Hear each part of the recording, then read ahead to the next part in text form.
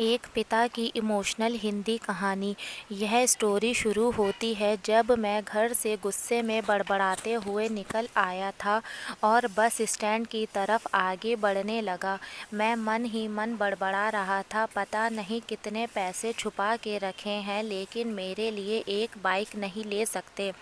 अब मैं यहाँ से चला जाऊँगा और तब तक वापस नहीं आऊँगा जब तक मैं खुद के पैसों से बाइक नहीं ख़रीद लेता। इतना सोच ही रहा था तभी मेरे पैर में मुझे कुछ चुभने का एहसास हुआ। नीचे देखा तो समझ आया कि जल्दबाजी में पापा के जूते पहन आया हूँ। उन जूतों में कील उभरी हुई थी जो मेरे पैर में बार बार घाव किए जा रही थी, लेकिन उस समय गुस्सा अधिक था तो मैं बड़बड़ाते हुए आगे बढ़ गया। एकाएक मुझे याद आया कि मैं पापा का पर्स भी साथ ले आया हूँ। मेरे खुराफाती दिमाग में एक ख्याल आया, क्यों ना आज पापा का पर्स चेक किया जाए जिसे आज तक उन्होंने किसी को हाथ तक नहीं लगाने दिया था। पता नहीं कौन सा खजाना छुपा था इस पर्स में जो किसी को हाथ नहीं लगाने देते थे। जब मैंने पापा का वह पुराना पर्स खोलकर देखा तो उसमें पैसे तो नहीं मिले, लेकिन पैसों की जगह पर एक डायरी रखी हुई थी। तब मैंने सोचा, ओह, तो यहाँ खजाना छुपा रखा है। मैं समझ रहा था कि यहाँ पापा ने लिखा होगा कि किस से कितने पैसे लेने हैं और किसको कितने पैसे दिए हैं। लेकिन मैं गलत था। जब मैंने उस छोटी सी डायरी का पहला पेज खोलकर देखा तो वहाँ पर जो लिखा था वह थोड़ा सीरियस कर देने वाला था। डायरी में जो लिखा था उसे पढ़ने के बाद मेरे चेहरे पर जो एक्सप्रेशंस थे वह गायब हो चुके थे, क्योंकि डायरी में वैसा कुछ नहीं था जैसा मैं सोच रहा था। वहाँ पर उन पैसों का अलग हिसाब लिखा हुआ था जो अलग अलग कामों के लिए अलग अलग लोगों से उधार लिए थे। उस लिस्ट में कंप्यूटर के नाम पर भी पैसे लिए गए थे। कुछ यूँ लिखा था, 50,000 बेटे के कंप्यूटर के लिए।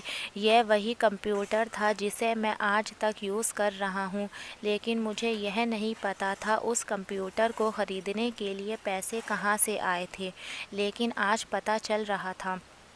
मुझे आज भी याद है जब मैंने पहली बार कैमरे के लिए ज़िद की थी जो मेरे पापा ने मुझे 2 हफ्ते बाद मेरे बर्थडे पर लाकर दिया था, जिसे देखकर मैं बहुत खुश हुआ था। और मुझे खुश देखकर मुझसे कई ज़्यादा अगर कोई खुश था तो वह थे पापा।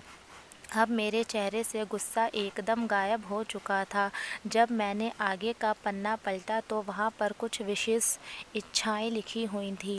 पहली जो विश थी उसमें लिखा हुआ था, अच्छे जूते पहनना। यह बात मेरी कुछ समझ नहीं आई। तभी मेरा पाँव अचानक सड़क पर भरे हुए पानी पर जा पड़ा और तभी मेरे पाँव में कुछ गीलापन होने का एहसास हुआ। जब मैंने जूता उतार कर देखा तो उसका तला टूटा हुआ था। यह देखकर मुझे डायरी में लिखी बात याद आ गई।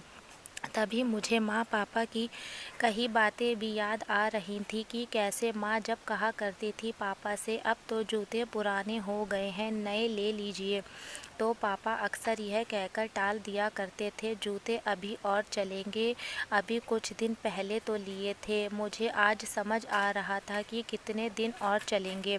साथ ही साथ यह भी समझ आ रहा था कि पापा पर्स को क्यों छुपा रहे थे। तभी उस डायरी को पढ़ते हुए बस स्टैंड पर पड़ी बेंच पर आकर बैठ गया।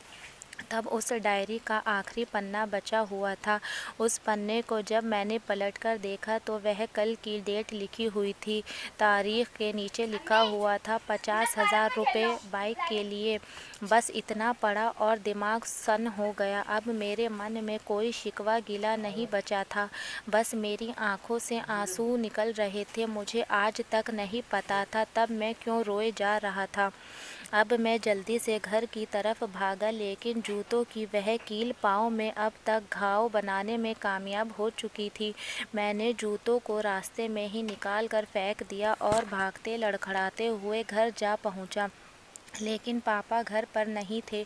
मैं समझ गया वह कहाँ थे। मैं सीधा पास वाली बाइक एजेंसी की तरफ भागा। पता नहीं आज कहाँ से इतनी ताकत आ गई थी कि मैं भागते हुए थक नहीं रहा था, और वह भी बिना जूतों के नंगे पैर। जैसे तैसे मैं बाइक एजेंसी पर पहुंचा पापा वहीं थे। मैंने पापा को दौड़कर गले लगा लिया और मेरी आंखों से आंसू रुकने का नाम नहीं ले रहे थे। पापा को समझ नहीं पा रहे थे आखिर हो क्या रहा है, मैं क्यों रो रहा हूँ। मैंने पापा से कहा, पापा मुझे मोटरसाइकिल नहीं चाहिए, आप अपने लिए जूते ले लीजिए। अब आज से मैं जो भी करूँगा अपनी मेहनत से अपने बलबूते पर पढ़ कर करूँगा। दोस्तों, बस इतनी सी थी ये कहानी। यह हार्ट टचिंग स्टोरी लिखते हुए आज मेरी आंखें भी नम हुई हैं। मैं आज आपसे कहना चाहूँगा, ठीक ऐसे ही होते हैं हमारे पिता। हम अक्सर देखते हैं कि हम अपनी माँ से हर बात शेयर करते हैं और माँ भी इसके बदले में हमें बहुत प्यार देती है। लेकिन एक शख्स ऐसा भी होता है जो हमें छुपकर प्यार करता है, वह होते हैं हमारे पिता। यह परिवार में एकमात्र ऐसा व्यक्ति होता है जो अपने बच्चों से उन्हें बिना बताए छिपकर प्यार करता है, खुद की इच्छाओं को मारकर बच्चों के लिए सपने देखता है और उनकी खुशी में ही खुश हो जाता है।